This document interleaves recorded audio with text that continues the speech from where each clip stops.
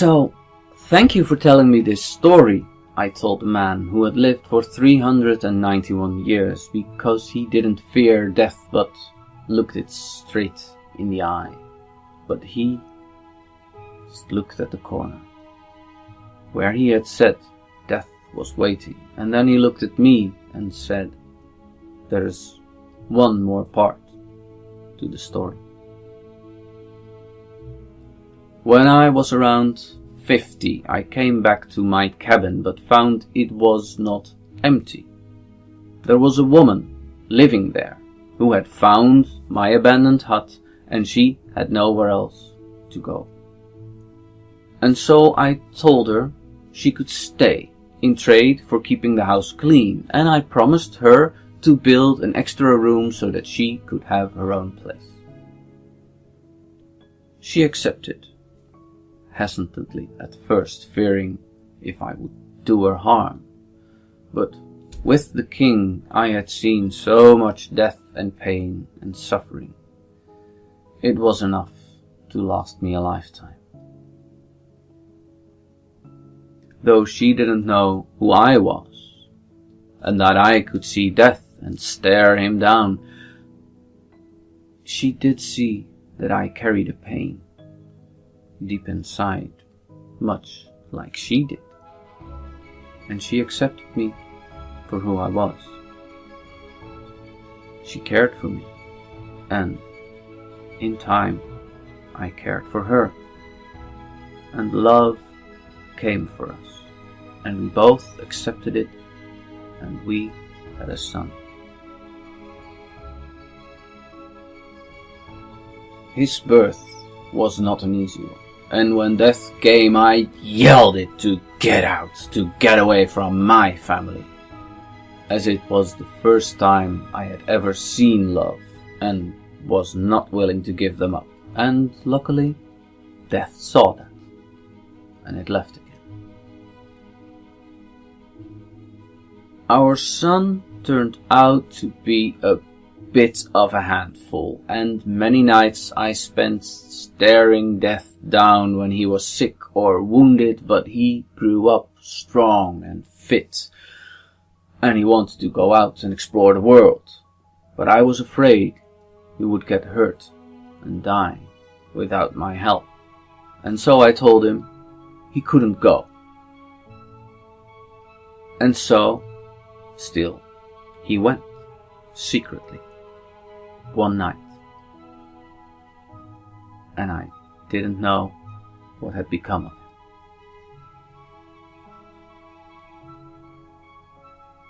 My wife blamed me for our son leaving, and we became distant, but still stayed together, and through that we learned a different love, a love of acceptance, of sharing a pain and sadness, but knowing that to be alone in this pain and sadness was worse. So when death came for her when she was 90, I couldn't let it take her, and so I stared it down, and death waited. This went on for 10 years in which I never slept, and I just stared death down to keep her safe until she said, "Enough is enough. Let me go."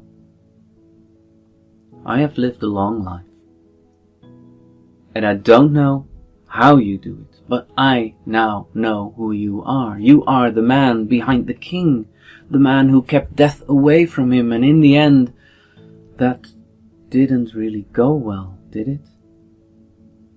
You can't win this fight, so let me go. And I will go with death the way I want to. It is my choice, and my choice alone. And so, with tears in my eyes, I let her go.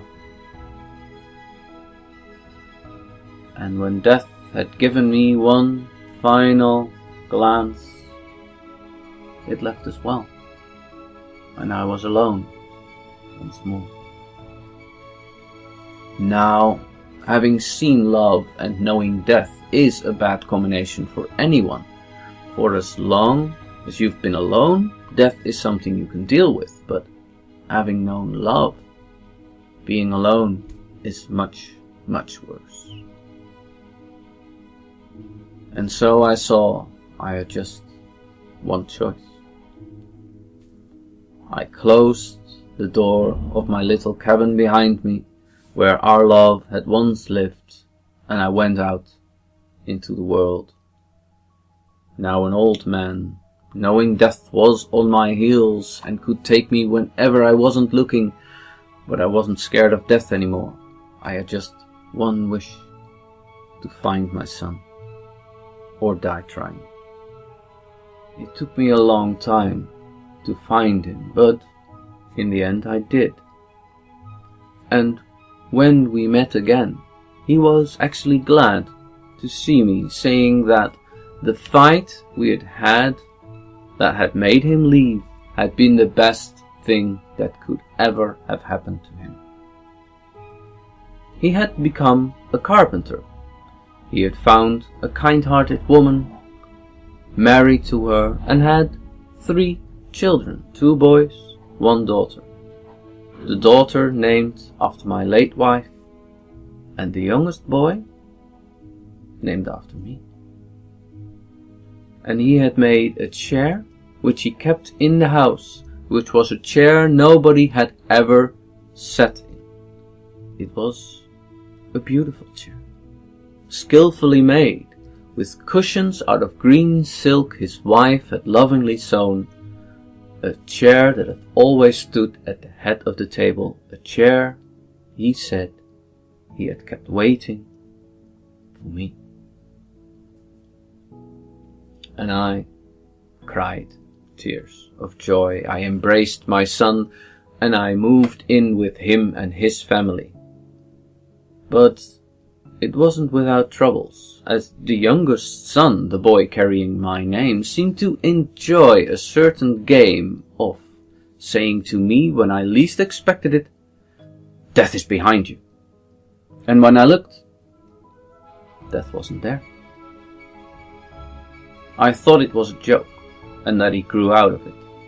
But as I got even older, now living with my son and his wife and his children, caring for them by keeping death away from them, I silently wished for death to come for me.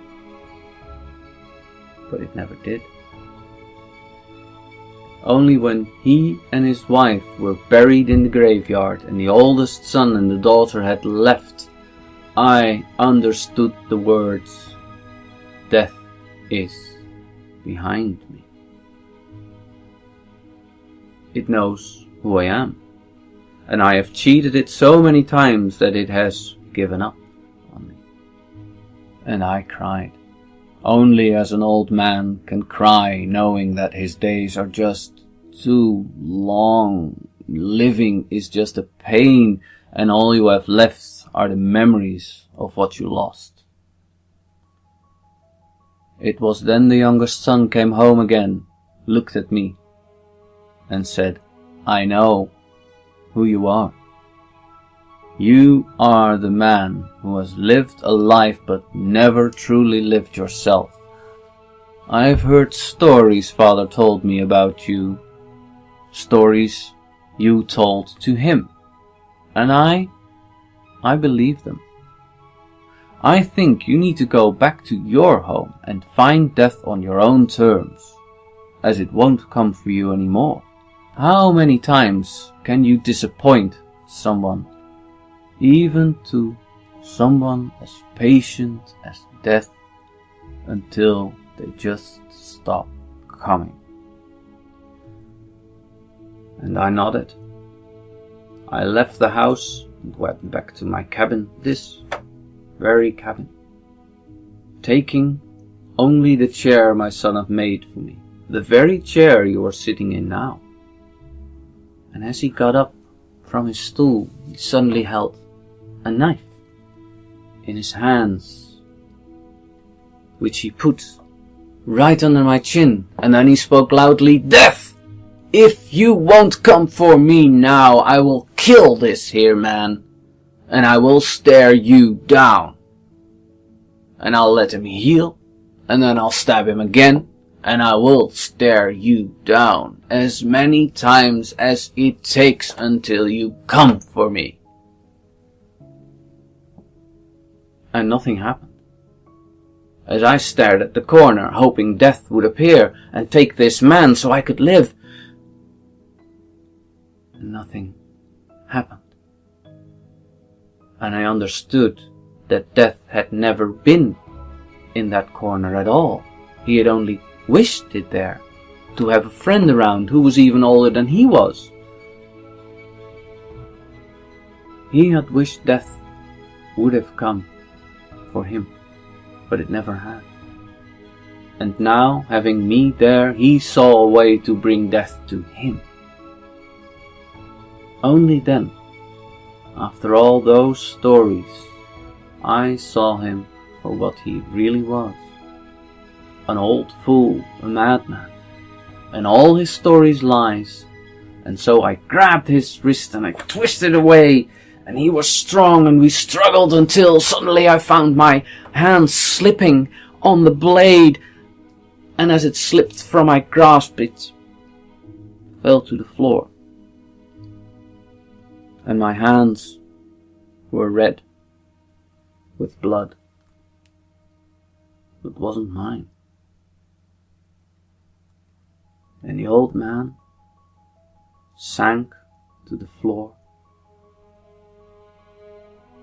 the knife having slit his arm where blood was pulsing out, looked at me and said, "Thank you." And as I hunched over to help him, he said, "No, you are my death. Stay away from me." And with that, with the final breath, he died.